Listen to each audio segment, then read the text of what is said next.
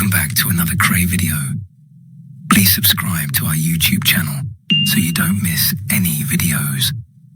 And for people really into the Krays, join our private Facebook group, Krays Crime Lords of London, where you will find stuff probably unavailable anywhere else.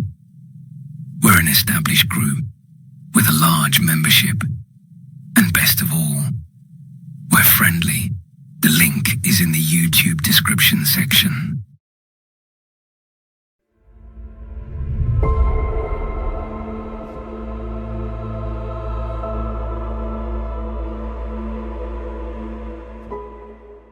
Welcome back again. One of Esmeralda's barn's most regular losers was a deadbeat peer. Ronnie knew he was on the edge of bankruptcy, but always gave him credit to play.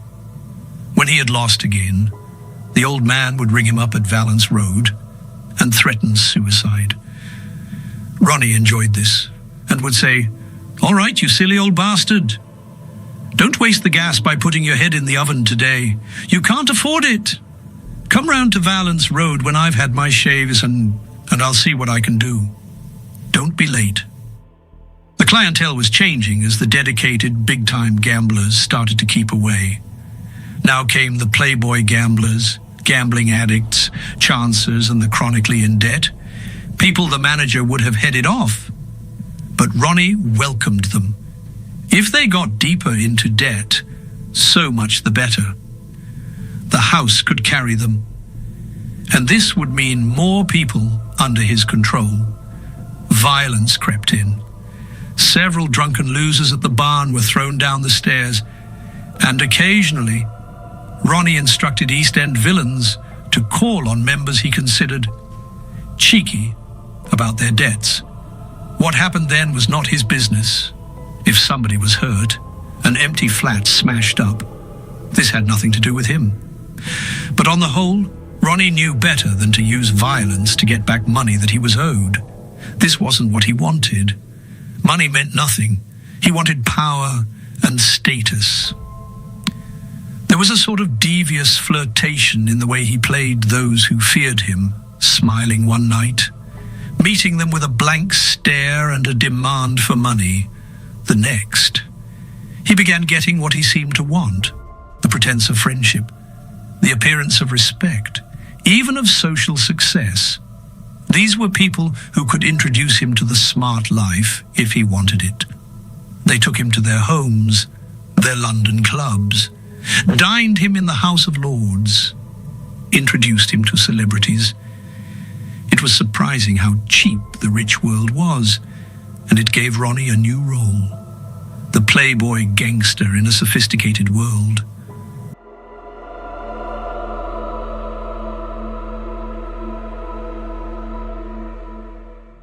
As usual, he began dressing for the part, sharper suits, heavier jewelry, better cut overcoats. Then he moved into the West End, taking the lease on a top-floor Chelsea flat in payment for a gambling debt. He took the whole place over, furniture, pictures, the former tenant's young boyfriend. Then for a while, he became something of a character on the Chelsea scene, the King's Road's own gangster in residence. He was the showman, once again, conscious of his public. Sometimes he played the heavy gangster, sometimes the clown. One night, and he brought a chimpanzee in evening dress into the barn, sat him down at the tables, and had him paid his winnings. Another night, when things were dull, he announced that he was marrying one of the girls in the club. This was a novelty at least. Like everything with Ronnie, it had to be done at once. Payne suggested holding the marriage aboard a ship. He knew somebody with a boat moored off Chelsea Reach. It was 2 a.m., but the man was fetched. Guests summoned. Payne was appointed best man. The wedding party started. It was a great affair. Word soon got around that there was free champagne at Esmeralda's barn. Ronnie was suddenly in earnest, drinking toasts and talking about the children he would have. The one thing he refused to do was kiss the bride. Not that this mattered. Long before dawn broke, Ronnie was slumbering quietly on a couch at the far end of the restaurant, the girl on one side and the man who was to have married them on the other. They woke up with the cleaners. Despite a joke like this, and an occasional experiment, Ronnie disliked women more than ever. Now that he was out of the East End, he made no bones about his homosexuality. It was a relief to be able to admit it. Now he discovered its advantages. It was quite smart. A sort of eccentricity to be made the most of. And he now had an entree to the useful Freemasonry of the similarly inclined. There was no hint of effeminacy about him. "I'm not a puff. I'm homosexual," he would say, and was genuinely put out by the antics of effeminate pansies, he used to say, with the same Cockney contempt with which he pronounced the word women. He liked boys, preferably with long lashes and a certain melting look around the eyes. He particularly enjoyed them if they had had no experience of men before. He liked teaching them, and often gave them a $5 to take their girlfriends out on condition they slept with him the following night. He always asked them which they had preferred. He was something of a sadist, but was generous with his lovers. The gifts he gave them were his main extravagance. He never seems to have forced anyone into bed against his will and, as he proudly insisted, was free from color prejudice, having tried Scandinavians, Latins, Anglo-Saxons, Arabs, Negroes, Chinese, and a Tahitian.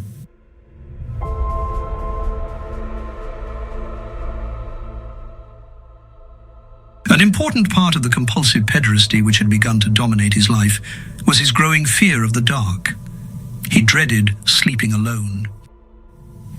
During this period at the barn, he fell in love. This was not something he approved of. Love, especially when combined with sex, was usually a means women employed to keep men at home and relieve them of their money. So it might be more exact to say that Ronnie began living with a boy on a regular basis and permitted himself the luxury of continued tenderness for the first time in his life. Vanity came into it. He enjoyed taking the boy out and being seen with him in the best restaurants. The boy was beautiful and behaved like a petulant mistress. Ronnie enjoyed indulging these shows of temperament.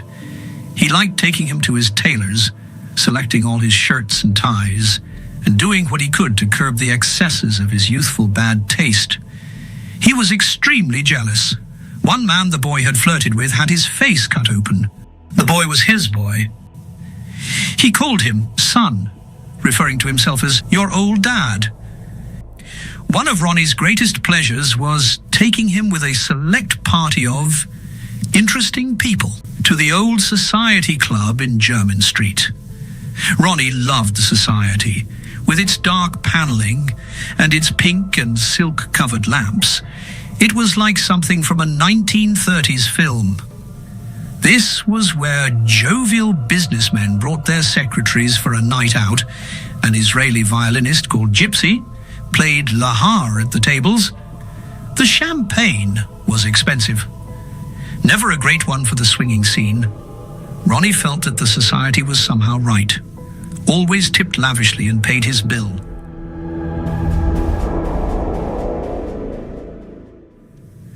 When Gypsy came to his table, as he always did, Ronnie's eyes moistened at the music.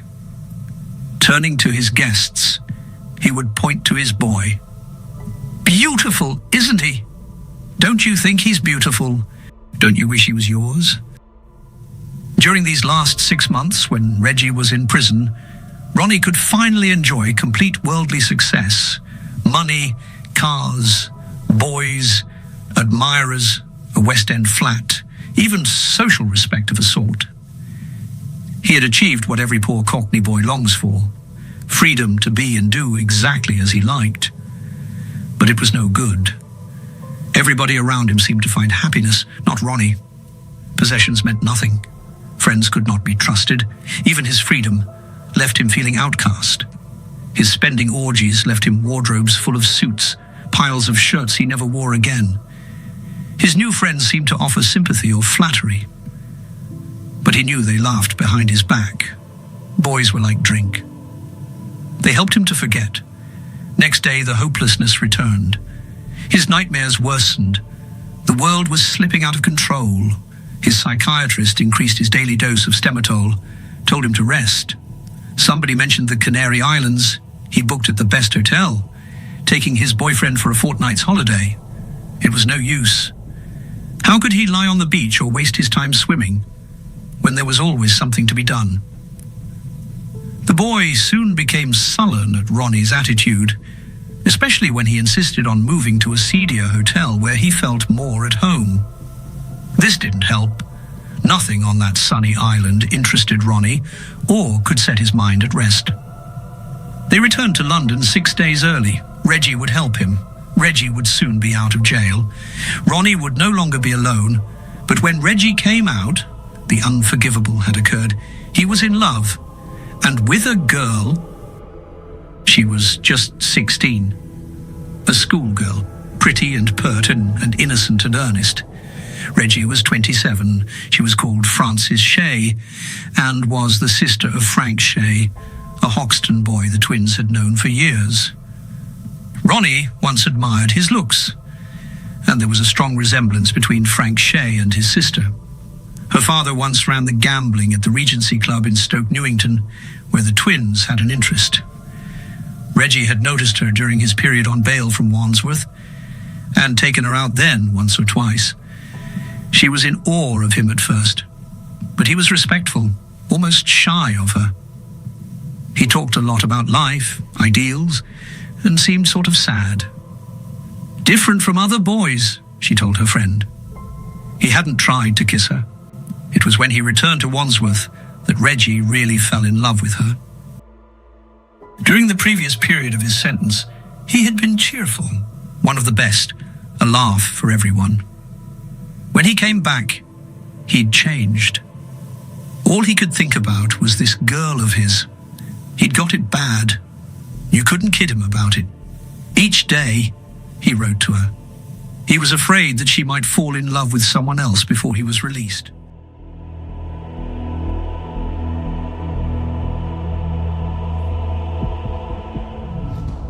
He wrote her poetry and was tormented by the memory of the brown eyes framed in the chestnut-colored hair. Once he was free, he could carry her off to a deserted bay beside a blue sea and build a house. The dark life with Ronnie would be buried and forgotten. She was his Cockney Cinderella, and he made her his princess.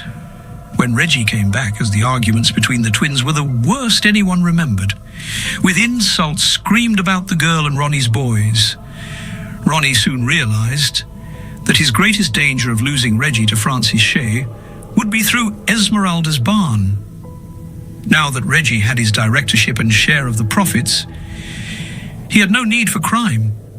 He could do what he always dreamed of when away from Ronnie, living the good life and dazzling the girl. The barn was still bringing in big money throughout 1961. A discotheque was started in the basement. Lord Effingham joined the twins on the barn's board of directors. There was still great potential. It would not be hard to make the most of it and use the contacts it offered for expansion into other gambling clubs. Their brother Charlie had been doing well at the barn on his own account. Anxious for this life to continue, he urged the twins to invest their profits in betting shops and clubs. Ronnie objected. He knew that if Esmeralda's barn became the center of a thriving business chain, he would be quite superfluous.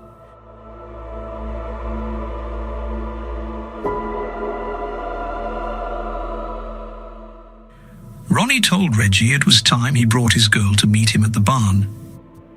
She was nervous when she came, a wide-eyed child in an unaccustomed world. But Ronnie seemed in a good mood, his big face beaming as he greeted her like one of the family. "Hello, Frances, my dear. I've heard a lot about you. How are you?" And Frances Shea, who had heard a lot about him, relaxed and was impressed. She met Lord Effingham. Ronnie insisted that she try her hand at roulette. She won £1 or £2. She and the twins ate in the restaurant. But something about Ronnie scared her. Just 8 weeks after Reggie emerged from Wandsworth, all 3 Kray brothers were in trouble with the law. First, Reggie. He was accused of petty housebreaking on the evidence of a woman who failed to identify him when she entered the witness box of the East London Magistrates' Court. The case was dismissed. Reggie was awarded costs. Then it was his brother's turn. Both were accused of loitering in the Queensbridge Road with intent to commit a felony and of trying the door handles of parked cars. The improbability of the charges gave Ronnie just the case he needed to stage a demonstration of the power of the Krays over the law. It was something he'd been waiting for. There was a combination of flair and thoroughness in the way he played it. The first thing he wanted was publicity. He briefed Nemini Lethbridge, the prettiest young female barrister in the country, to defend him. His case had to be watertight. He hired a private detective and produced 8 solid witnesses to swear to his alibi. Finally, he wanted to teach the local police a lesson. This wasn't difficult. Through a contact on a local newspaper, he made sure the East End press carried his allegations of victimization by the police under banner headlines, "Detective called us scum of the earth." In court, the case could not stand up. On the 8th of May, the Marylebone Magistrates' Court dismissed the charges. Now, Ronnie could enjoy himself handling the publicity against the law like an adroit public relations man. He held a full-scale party for the press at Esmeralda's barn, where he proposed a toast to British justice. There was a lot of free champagne and instant friendship. He got the full press coverage he wanted. The Daily Express carried a long article complete with pictures of the twins and ample quotes from them, both under the headline, "It's a vendetta, say freed boxing twins." The impression was of a pair of clean-living Cockney sporting boys caught up in a sinister persecution by the police.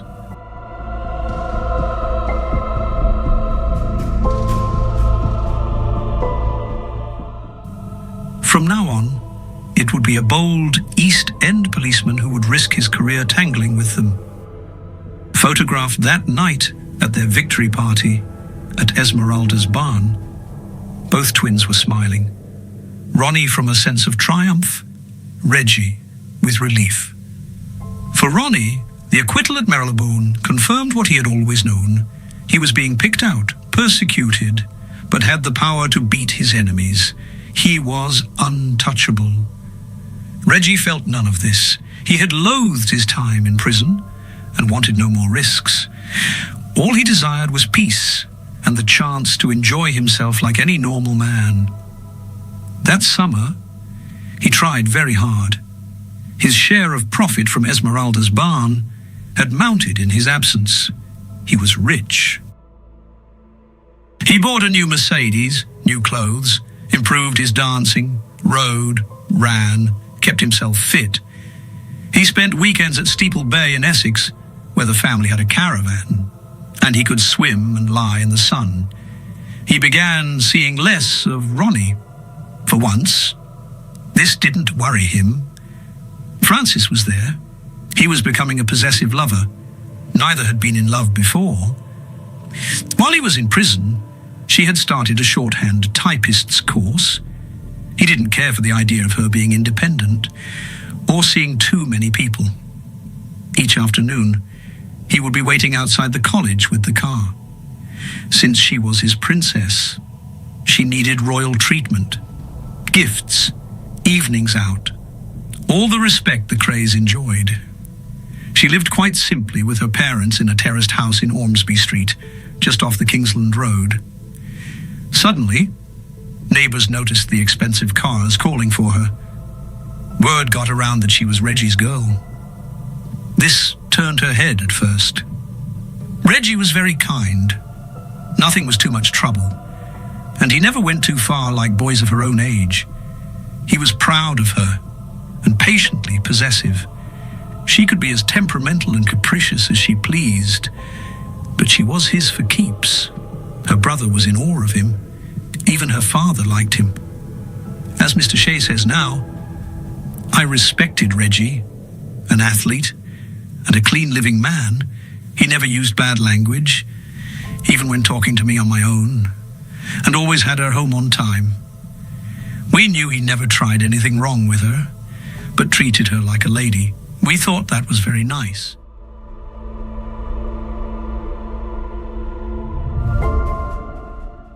Reggie proposed to Frances in the autumn of 1961. She turned him down, saying that she was far too young to think of marriage. Reggie suspected that the real reason was that her parents secretly disapproved of him. To show how wrong they were and prove himself to Frances, he decided to become a real success. For some time now, Ronnie had been complaining that he was neglecting their business interests. Suddenly, Reggie began attending to them. All his old energy and interest revived. He began keeping accounts in the laborious, backward-sloping script that was such a contrast to Ronnie's ill-formed scrawl. Soon, he was thinking of expansion. The new gambling clubs and betting shops were obvious targets. Provided he used his brain, there was no need for unpleasantness or threats. The twins were businessmen, offering a service that these places needed.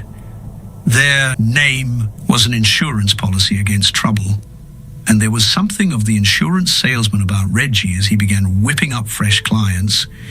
He bought a black Crombie overcoat and started thinking of an office and a secretary. Les Payne gave him a briefcase like his own that Christmas as Reggie drove from Valence Road to the West End with it on the front seat of his Mercedes. He felt that he had a settled job at last with all the trappings of respectability. Frances approved of that, and he was back with Ronnie in the only life he really understood. It seemed the perfect compromise to make everybody happy. For a few months it worked. The twins made money and avoided trouble. Then Ronnie turned. Reggie and his briefcase. Who did he think he was? Nor did Frances seem to get much happiness from the new arrangement. Reggie was so on edge. They often danced late at the Hirondelle and called in at Esmeralda's barn for a last drink. One night, they found Ronnie there, drunker than usual, for the first time. The twins had a slanging match with Frances present. She was terrified. All the old arguments and hatreds were brought out, and finally, Ronnie stumbled off, shouting that he had done with them for good. This had often happened in the past, only to be forgotten when he sobered up. This time he meant it, and that evening marked a turning point in his career.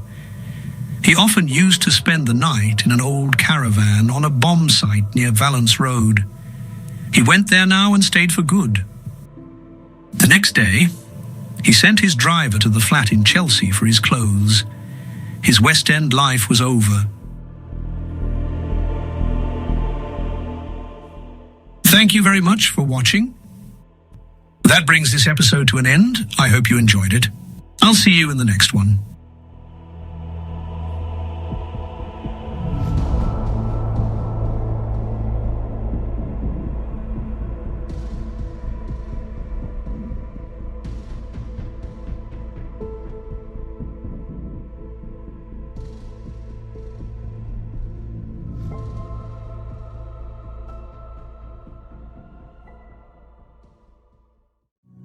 Thank you for watching. If you enjoyed the video, please join our Facebook group. It's called Krays Crime Lords of London. We're a friendly moderated group with over 1,000 Kray and other celebrated gangster videos available for view. There's also thousands of images in the photos sections. The link for the group is in the YouTube description section. I hope we see you there soon. Leave a like and subscribe.